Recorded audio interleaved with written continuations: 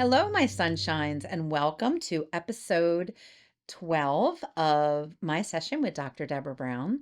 And today we're talking about something very exciting. We're talking about fears and phobias. And we're going to ask the question, what are you afraid of? I have learned that many people walk around afraid. Now, that just sounds ridiculous, doesn't it? Why should we be afraid? We have good lives, we have hard things that happen, but to walk around filled with fear, is that you? Think about it for a minute. Do you wake up and fear what's going to happen to you? Even in the smallest sense. If you do, I want you to think about maybe we need to stop that. So, today we're going to explore fear, anxiety. We're going to learn about some very fun phobias, and we're going to define what exactly a phobia is and see if you might have one or not. And we're going to talk about the idea of how do we eradicate fear as sort of our operating system. It's okay to be afraid of things, it's not okay to walk around operating from fear. So the statistics tell us that 10% of Americans have a phobia. Imagine that. You're in a room with 10 people and one of you has a phobia. And phobias are pretty insidious. Some people just normalize that they're afraid of something and don't really realize that it's a problem.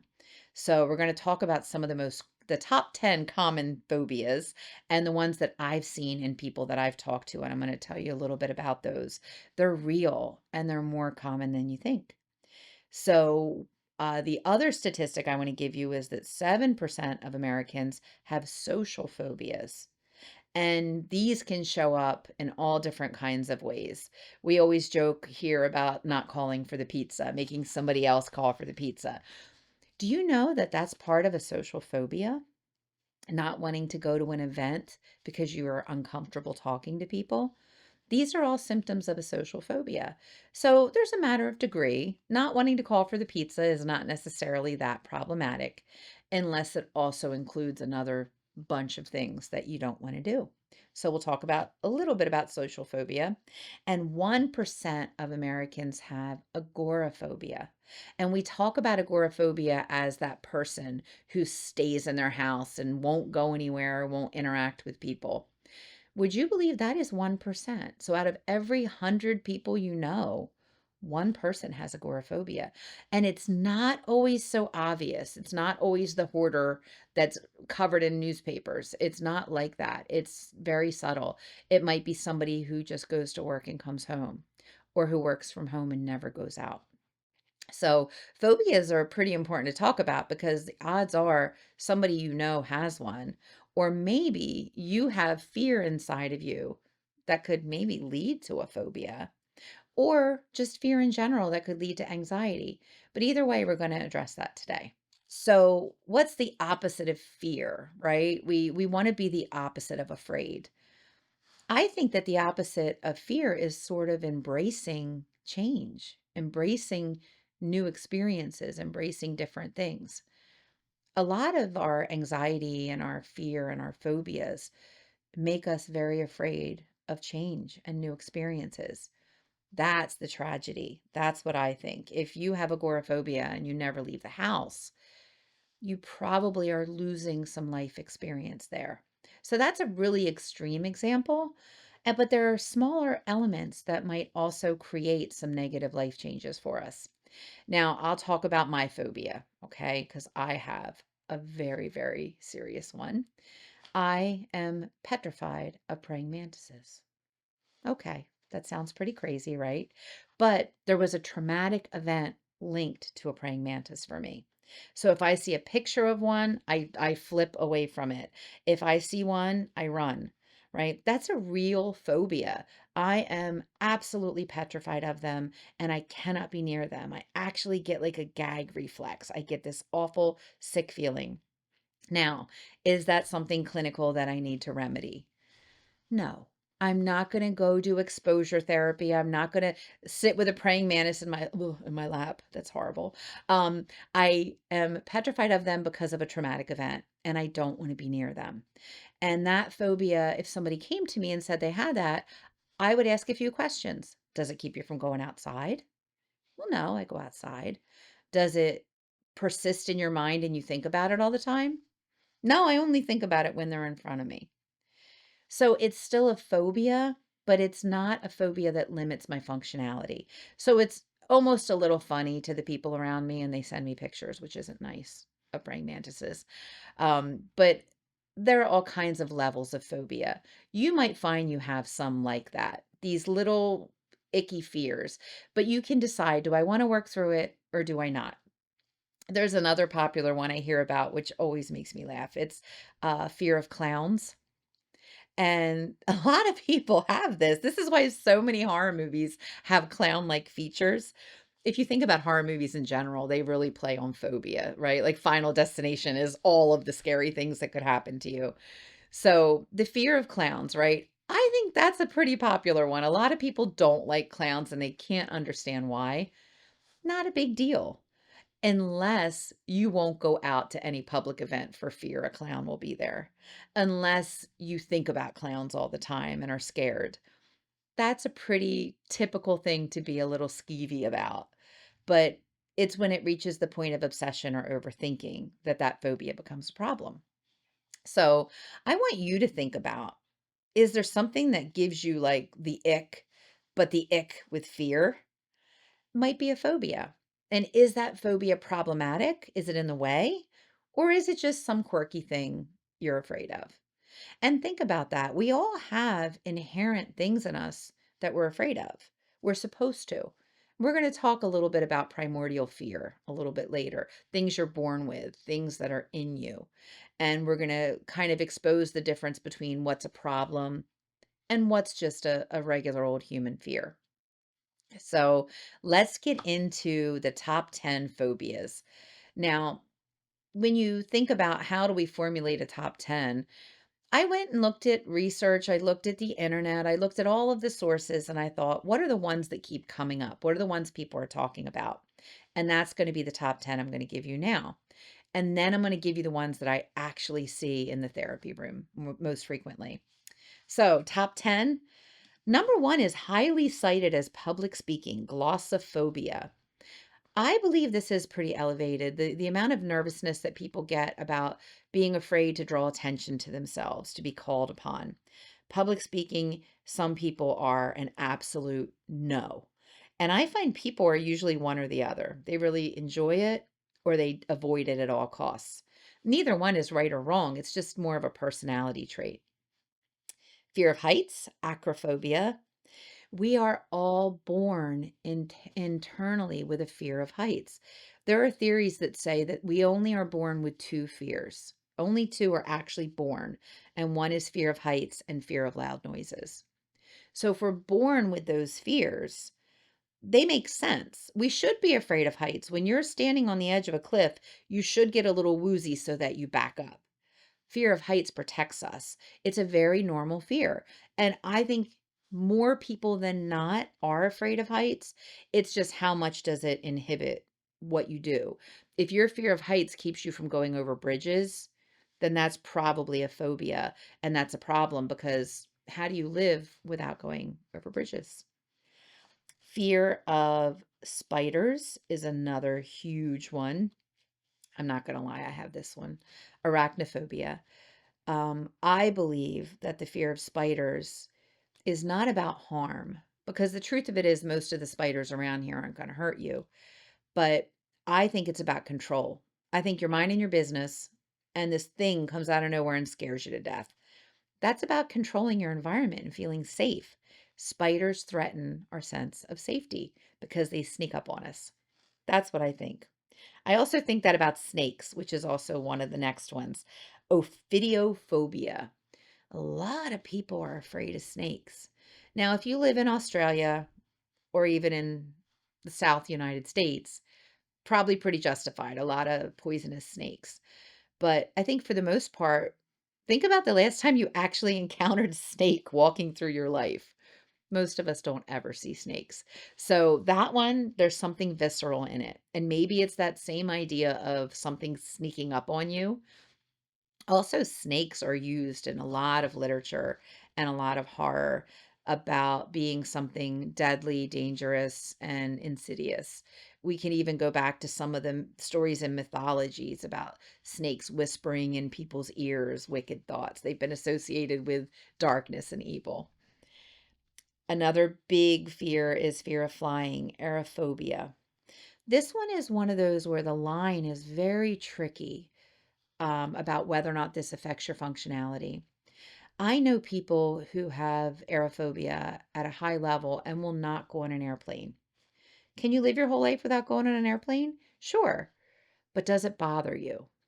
So if you're somebody who is afraid of flying and doesn't really care, you'll drive your car, you'll take a boat, then it's not really a problem. But if you're somebody who wants to travel or your partner wants to travel and you can't take an airplane, odds are you're not going to see a lot of the world. So is it a problem? Depends on how you feel about it. Claustrophobia, everybody knows that one. That's a fear of enclosed spaces, elevators, caves. That one I think is also kind of an inherent human thing. We don't like to feel unsafe, but that's one that becomes a big problem for people. If you can't take an elevator, if you can't be in a room with a closed door, that's one that is very borderline functionally limiting. But most of us aren't in small spaces that much. It only becomes problematic if it causes panic or avoidance. Agoraphobia, we talked a little bit about that one. Agoraphobia is based in a fear of panic. I am afraid if I go out into that crowd that I won't be able to be safe or get away. I am afraid if I go into that room with all those people that I'll be uncomfortable. There are thoughts that agoraphobia is based in the fear of embarrassment, which is so interesting because a lot of social phobias, I believe, are based on fears of looking awkward, being embarrassed. So that's a very deep rooted core fear. We're going to talk about core fears in a little bit because it's a really exciting way to look at phobias, is that beneath them, there is another fear.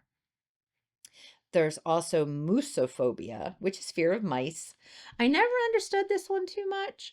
I grew up on a farm, so you just kind of picked up the mice and threw them out of the way. And most people are very horrified by that idea.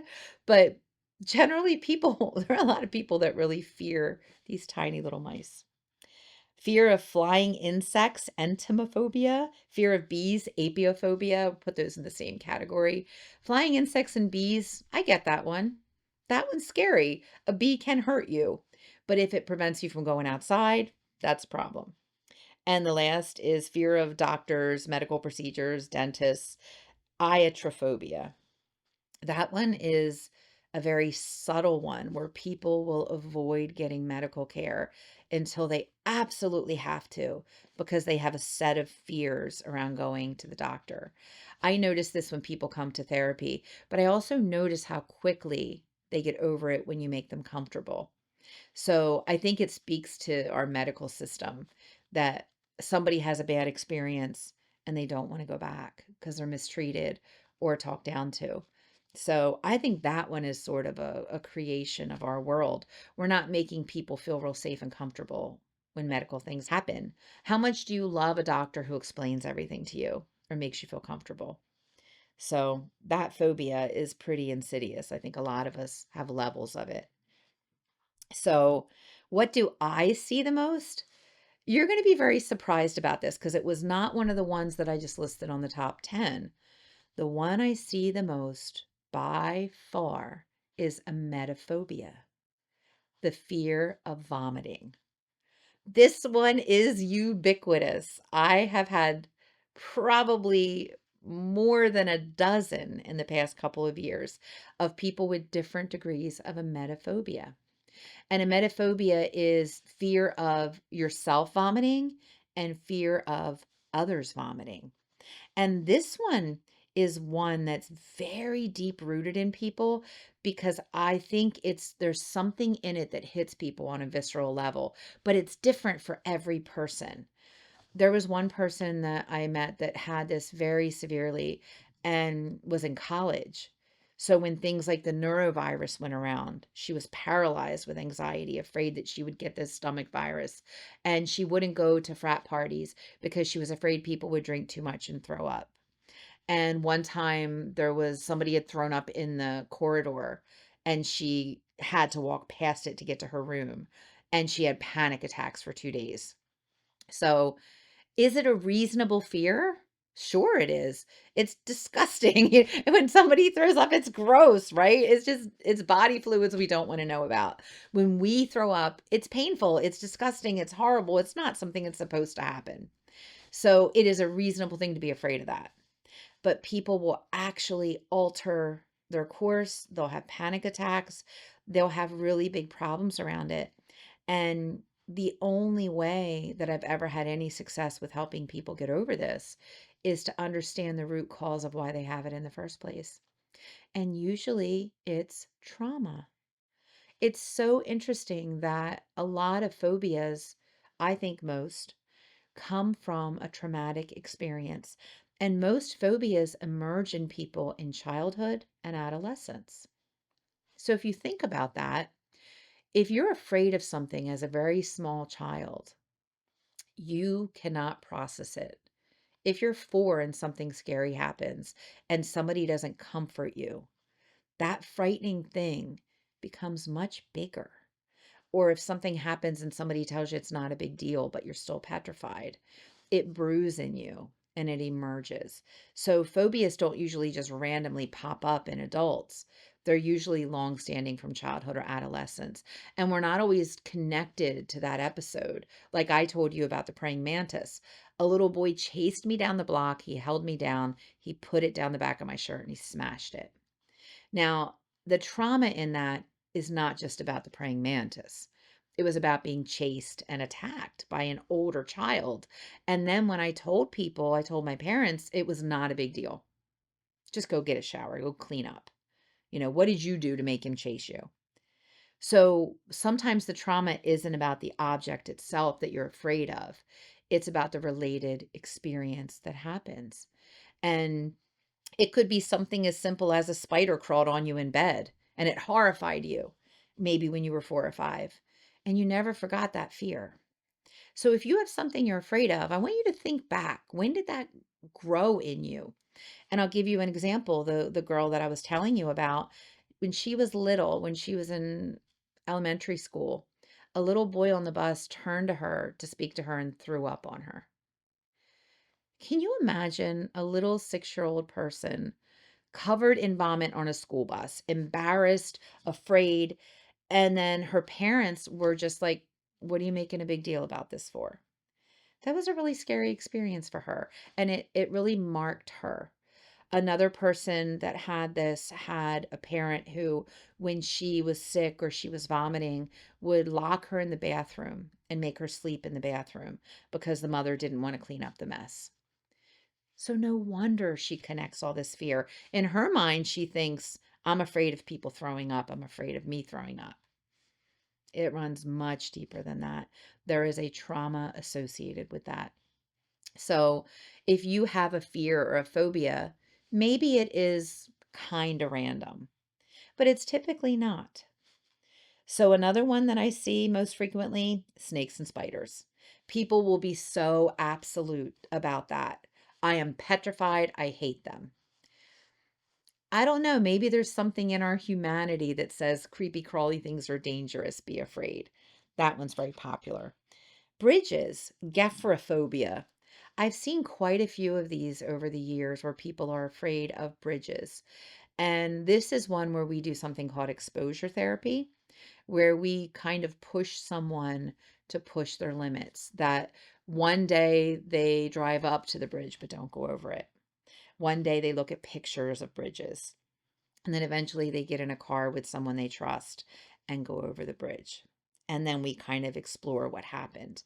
So that person that I, just described with the bridges, that's the work that we did because that person wanted to go over the bridge. So they were willing to do this exposure therapy to get themselves over the bridge. So when is a phobia real? When is it problematic? When there's usually no real danger and you think about it all the time. So if you are afraid of clowns, but you really don't encounter clowns and you won't leave your house, that phobia is a problem. So think about any fears you have. Do they stop you from doing anything? Do you understand what they really are? Or are they just a moment in time that passes? If I was seeing praying mantises and having panic attacks, I would need to work on that. Right now, I don't like it. I can deal with it and it passes. But if it gave me panic or perseveration where I thought about it, it would be a problem. So I want you to think about, what fears do you have? What fears rule you? And how much of your time do you spend thinking about them? Now, those are actually the ones we just talked about are very overt fears. They're ones that are very clear. We're going to talk now about the ones that are beneath the surface. And this is my favorite part of my job, is I think of it as like going down and digging up the basement and seeing where the bones are. There's there are these things inside of us called core fears that many of us operate from that are not as obvious as phobias. So, we'll start by noting something called primal fear or primordial fear. And a lot of the theorists in my world talk about these as the essential human fears that we have instinctually. And I agree with this. I think that being alive in these little meat sacks that we are in, we're very susceptible to a lot of bad things happening. We can be hit by something, we can fall, we can be injured, we can become ill. So there are all of these natural fears that we have to protect ourselves. We're kind of delicate creatures physically. So the primal fears are the innate fears that we're born with that are rooted in survival. Now, we talked a little bit about fear of heights, fear of loud noises. Yes, if you hear a loud noise and you're a caveman, you're not going to go toward it unless you're hunting it. And if you're on the edge of a cliff and you're about to fall off, yes, you're supposed to fear that to know not to jump. But there are other primordial fears that other theorists have mentioned, which are pretty fascinating. Darkness. How many of you are afraid of the dark? I am. I'm not going to lie. Why are we afraid of the dark? Why do we need night lights? I have night lights. Is it because we've seen too many horror movies and we know that the bad things live in the dark? Is it because we genuinely fear that someone will rob us in our sleep or attack us? The truth of it is that most of us live in relative safety. There is not usually a monster in the darkness. There's not usually a person waiting to harm us. But yet we still fear darkness. I think there's a self-protection in that. And I think it's normal. I think you should fear what you can't see, but it's the level of it that matters. And I've treated little children who are afraid of the dark, and it is so scary. It's so scary for them. And what I have to do is I have to get rid of their fear and make them feel safe. So, what would make you feel safe in the dark? That's what we need to do. We can't get rid of the fear. It's primordial, but we can do whatever it takes to make us feel safe. Is it a night light? Is it music? Is it closed curtains? Whatever it is you need to feel safe in the dark, acknowledge that that's a primal fear and it's normal. It's just the degree. Fear of heights, primordial fear. Fear of predators is a primordial fear. When you hear a noise, you look to see what it is. That's a normal fear. We should have that. Fear of death, primordial fear. I think everyone has this. And I've seen this moment in people where they suddenly realize the idea of their own fatality. It happens sometimes in children, it happens sometimes in young adulthood, sometimes it happens in late life, where you have that realization that you are actually going to die. Everybody dies. And we all know that. But sometimes there's a moment where it hits you, but it's always there. You have to know from the time you build your awareness in your young adolescence that your life is going to end for real at some point. Primordial fear. Isolation is a primordial fear. The fear of being alone. Now, if you think about it, We can mediate all those primordial fears. We can address them. We can make them a little bit better. If it's too dark, we put on a nightlight. If it's fear of heights, we can be very cautious about what we're going toward. If it's fear of predators, we can be careful and self-aware. Fear of isolation, we do have control over that. We can make sure we go where the people are, right? Fear of death, though, I think we're supposed to have that one in order to appreciate our life. So those fears are all real and there. And think about, are any of those popping out for you as too big?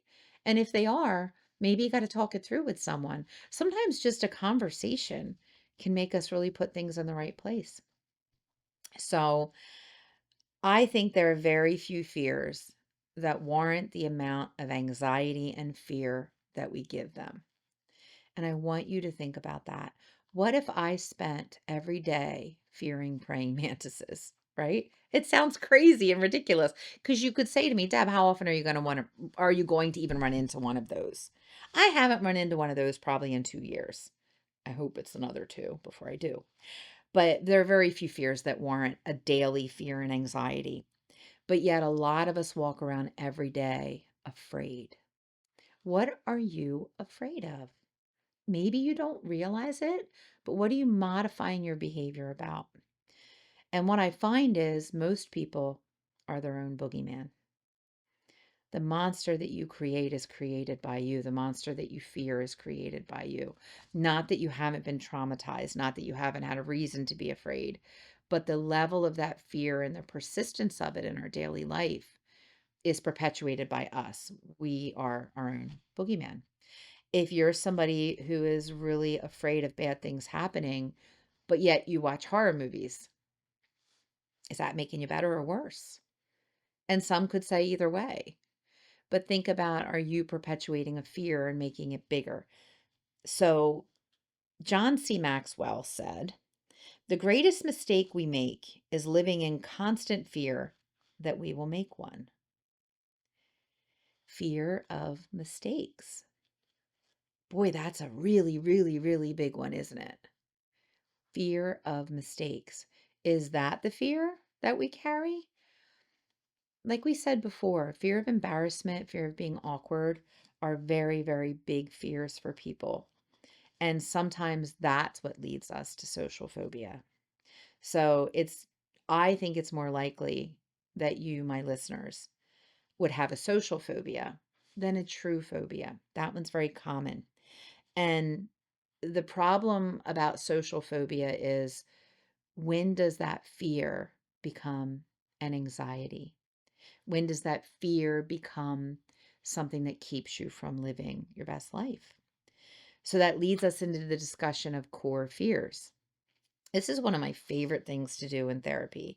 When someone just doesn't feel well and we can't identify why, or they walk around anxious and they just feel out of sorts and they wake up filled with dread, and we go, okay, we're going to do a little exercise. We're going to find out what your core fear is.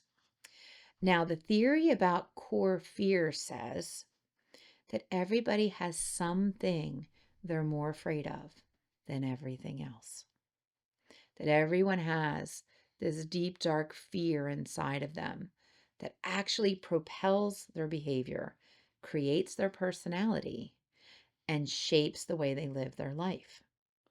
Now, that doesn't sound very positive, does it? Right? That you're operating on fear. And the truth of it is that it isn't very positive, but a lot of us have it. I think most of us have it, but it's what you do with it that matters. So let's talk about core fear. It's basically a deep, deep fear that drives us. It causes avoidance. But what it is it's an emotion, it's connected to an emotion that we at all costs want to avoid. Think about that for a second. What's an emotion that you avoid? What's one that you hate above all others? What do you not want to ever feel maybe again? And I'll tell you what the most common ones are. The most common ones are abandonment, rejection. Those two right there are two of the most uncomfortable things that a human will ever feel: to feel abandoned and to feel rejected. And those are a part, rejection is a part of our lives. We'll get rejected from partners, we'll get rejected from jobs, from friends, but it's really hard and it's really uncomfortable because it threatens our sense of self. Other core fears: death, sickness, and pain. Some people get very, very obsessed with the idea of death and sickness and pain. Failure. This one is really big. And this isn't just type A people. This isn't just the people that are CEOs. This is people that are moms that are worried about being a good mom. People that are just doing a really hard job that they want to make sure that they're pleasing their boss. Fear of failure. Fear of judgment. This one I see so often. People want to fit in, even when they say they don't. Fear of change. If I just keep everything the same, my life will be great. Loss of identity, meaning that who they think they are might be a lie, or might be wrong, or might be fake. Fear of embarrassment. Humans do not like being embarrassed. This isn't a matter of degree. Some of us are really afraid of this, and some of us are less afraid, but we don't like being embarrassed. Loss of control. Fear that something will happen to us that we don't want to happen and we can't do anything about it. I think that's a visceral human fear. So if we look at this, these are feelings that most of us would never want to feel, but there are certain ones that resonate with different ones of us because of our past and very often associated with trauma. If you think about it, being judged and rejected is a source of shame. And we've talked about shame before in other episodes and how shame is so powerful in how we view ourselves, and how shame is something cast upon us by others that we keep. Shame is something we avoid very, very much. People will lie, people will cover their tracks, people will pretend not to be shamed. So, what are you most afraid to feel? What is the fear that you have? And I'm going to give you an example. I had someone who was in a pretty good marriage, and there was a little bump in the road, and it was a long, healthy marriage.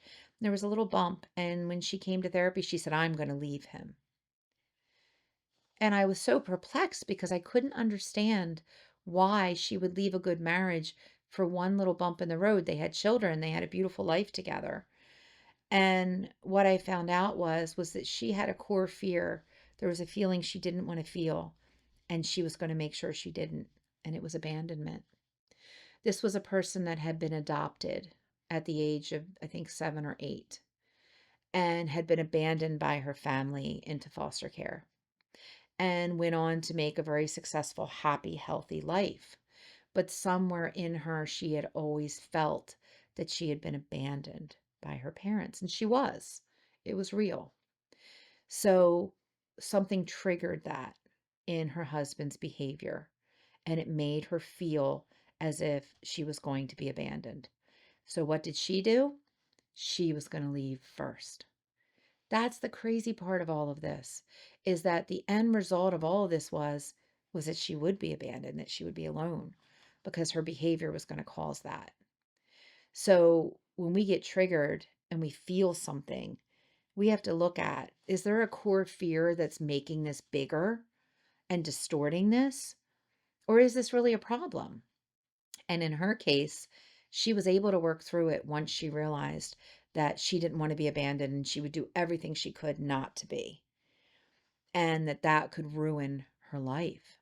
And she could end up causing her own fear to come true. So sometimes our deep core fears come from things that have happened to us that we felt that we never want to feel again. The most common one I see are people who are hurt by relationships and then never have another one. This is more common than you think. When you look at families where there's the aunt or the uncle who never married, who never had children. And I would bet you most of you can identify there's one of those somewhere in your family. And there are a lot of reasons for that. But sometimes, and I found more than a few people who had a tragically horrific relationship experience and did not want to do it again because of fear. Now, we can look at that from the outside and say, well, look at what you're missing. You could have a beautiful coupling, you could have beautiful experiences, you could have a shared life with someone. But to them, the fear is so big that it's not worth the risk. Now, is that distorted? Not really for us to judge. Maybe the person is happy alone, and that's okay, but not always. And a person who lets a fear drive their life doesn't always make the best decisions for themselves. So, how do you know? How do you know if you are a person that has a core fear that might be underneath of things? Well, there's a guy in my field called Albert Ellis, and he talked about something called inferential chaining. Sounds very big, but it's actually pretty simple. And that's where he talked about how there is a way to get to what your core fear is. And I use this with people all the time. Is if someone comes in and there's an event, like in this case, that person that we're talking about with the who was adopted and felt abandoned, there was an event. So you look at the event and you go, is it really about this or is there something more? So if we look at that person and we go, let's identify the event. The event was her husband did something she didn't like. We look at the event and we look at the trigger. What did that trigger in her? She was mad at her husband. Let's go deeper. What was the thought? The thought was, he doesn't love me. Okay, let's go deeper. What was the thought? The thought was, he might leave me. His behavior has abandoned me. Okay, let's go deeper. Why is that so hard to swallow? Well, because I know what that feels like. I've been abandoned before. So, do you hear the chaining? Therapists sometimes will ask questions relentlessly. And that's kind of what this is all about. Is that you have to ask a question and ask a question and go deeper and deeper until you get to the root of something. This is a great exercise to use when you're trying to figure out yourself. Now, I do this to this day. If I go, why didn't I enjoy that event? Well, wasn't my kind of people. Okay, go deeper. What is it about those people that bothered you? Right? And you keep going deeper and deeper with those questions. And I love this. You can use this on yourself, this chaining. When something gives you a feeling and it's unpleasant, ask yourself questions about it. Why? Why was it unpleasant? Why do you believe that? Okay, well, the feeling was abandonment. Why is that so bad for you? I don't like the way it feels. Why don't you like the way it feels? This is what therapists do. We chain things together and try to find what's behind everything. A lot of times people stop at the initial feeling and they reject it because it doesn't feel good. I'm asking you, dig deeper. Ask yourself questions. Why do I really feel this way? And why is this so intolerable? Embarrassment is a big one. I don't want to wear that because it might make me feel embarrassed. How many times have you put something on that you ordered and you loved and you put it on and you went, oh no, maybe this is too much? What I do is I run toward that. It's fun. Um, but I didn't always do that. I used to be very conscious of, is this too much? Will I stand out?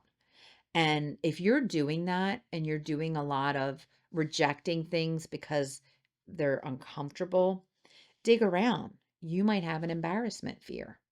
What is embarrassment? Let's go through this. Embarrassment is fear that you're going to stand out. What's wrong with standing out? Well, people will look at me. What's wrong with people looking at you? Then they'll see me. What's wrong with people seeing you, right? Well, then they'll see that my body isn't perfect. Why do you believe your body isn't perfect, right? If you keep asking the questions and going deeper and probing deeper, you will identify the core fear. It's a really fun exercise. And if you can note what the fear is and challenge it, you heal. That's what we do in therapy. When I find out that this person has an abandonment fear, I challenge it. Are you really being abandoned right now? Yes, you were abandoned when you were 8. That was real. But are you being abandoned right now? Or is it just the fear, right? This is why it's important for us to understand fear. Our fear rules us. Our fear decides what we do. And sometimes that's okay. It's okay to not walk down the dark street because you fear that it could be dangerous. That's you listening to your fear, and that's good. But it's not okay to not go do something that you really want to do because you're afraid of being embarrassed or awkward. What is embarrassed and awkward? But shame. Shame is fear, right? What is holding you back? Label it, dig down, do this fun exercise with a friend. Go to therapy and say, I have a core fear and I want to understand it. We love when you come in with a mission and we'll go right to it and we'll get on it.